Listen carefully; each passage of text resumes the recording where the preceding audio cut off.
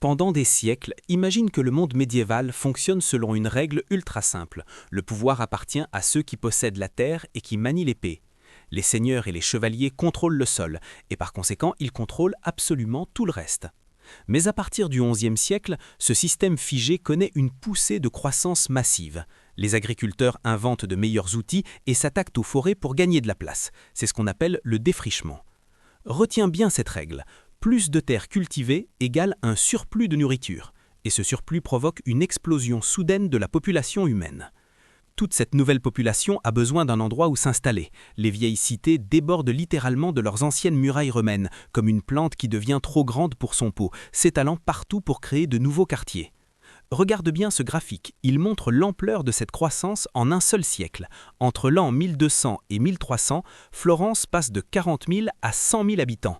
Paris, elle, explose en passant de 50 000 à 200 000 personnes. Cette densité humaine crée quelque chose que l'Europe n'avait pas revu depuis la chute de l'Empire romain, de vastes métropoles florissantes. Ces centres urbains fonctionnent grâce à une main-d'œuvre spécialisée et au commerce, créant un tout nouveau moteur économique. Le vieux système féodal, conçu uniquement pour gérer la terre et les paysans, n'a aucune idée de la manière de gérer un tel changement. Les plus actives de ces villes deviennent d'immenses carrefours commerciaux internationaux. Des régions comme la Flandre et le nord de l'Italie, avec des ports comme Venise ou Bruges, deviennent des points de passage vitaux reliant les ressources locales aux marchés mondiaux. Ce flux incessant de commerce fait naître une classe sociale bien distincte, la bourgeoisie. Ce sont de riches marchands, des maîtres artisans et des banquiers qui vivent à l'abri des murs de la cité. Alors que les seigneurs comptent en hectares de terre et en boisseaux de blé, les bourgeois, eux, jonglent avec le capital pur, le crédit et la finance internationale. Ils accumulent des montagnes de richesses liquides, de l'argent qui circule partout. Mais attention, il y a un piège. Même si ces marchands sont incroyablement riches, la terre de leur ville appartient toujours légalement à un seigneur local. Et ces seigneurs axent agressivement cette nouvelle économie, pressurant les marchands sans leur offrir de voie politique. C'est un paradoxe étrange. Les seigneurs détiennent toujours la loi et l'épée, mais ces marchands roturiers détiennent désormais tout l'argent. Comme les marchands ne peuvent pas affronter une cavalerie lourde sur un champ de bataille, ils ripostent avec leurs propres armes, le capital et l'organisation. Ils s'unissent pour former des alliances collectives appelées les communes. Pour augmenter leur influence, ils organisent leur métier en groupes très stricts, les corporations. Une corporation, c'est comme un club exclusif pour un même métier, comme les boulangers, les maçons ou les tisserands. Ces corporations contrôlent rigoureusement toute la chaîne de production. Prends l'exemple de l'industrie textile. La corporation gère tout, de la tonte des moutons jusqu'au tissage du tissu final, en imposant un contrôle qualité sévère et en décidant exactement qui a le droit de travailler. En gardant un monopole total sur les biens et l'argent de la ville, les bourgeois obtiennent un levier immense sur la noblesse. Les seigneurs locaux deviennent totalement dépendants d'eux pour leurs objets de luxe, leurs armes et leurs impôts. Pour les bourgeois, ce monopole et ce front uni fonctionnent comme une véritable armée.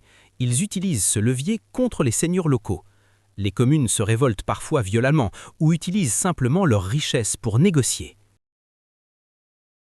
Leur arme fatale, c'est la charte de franchise. C'est un document juridique contraignant que les communes achètent ou arrachent aux seigneurs pour garantir officiellement l'autonomie de la ville.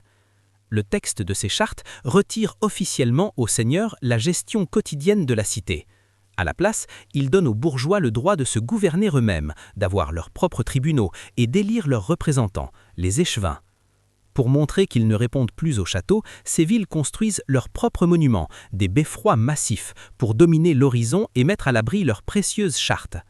Avec un simple papier et une tour de pierre, les marchands contournent les règles du système féodal. La ville devient un écosystème indépendant et autofinancé. Ceux qui fixent les règles ne sont plus une noblesse de sang, mais une élite de banquiers et de patrons. Libérée de la stagnation, cette richesse finance une explosion des arts et de la culture. Les riches habitants commandent de magnifiques portraits, de vitraux et font venir les meilleurs artistes de tout le continent. Mais diriger ces cités complexes demande du savoir. Pour former les comptables, les juristes et les administrateurs, les toutes premières universités sont créées à Paris ou à Bologne. L'élite investit son capital dans de grands travaux publics, employant des milliers d'ouvriers pour bâtir des édifices colossaux, les grandes cathédrales. Cependant, cette société est très inégale. La richesse reste au sommet, créant des tensions entre l'élite bourgeoise et les ouvriers qui n'ont rien. En utilisant le commerce, le travail organisé et le droit, les bourgeois ont brisé le monopole de l'épée. Ils ont construit une structure de pouvoir basée sur le capital, posant les bases du commerce moderne, de l'indépendance politique et des villes denses dans lesquelles nous vivons aujourd'hui. Ce qu'il faut retenir: le surplus agricole, défrichement, c'est le point de départ qui permet à la population d'exploser et aux villes de grandir. L'essor de la bourgeoisie, une nouvelle classe qui remplace le pouvoir de la terre par le pouvoir de l'argent, le capital.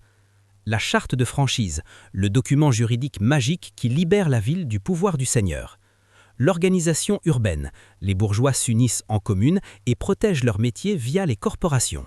Les nouveaux symboles, le beffroi, l'université et la cathédrale.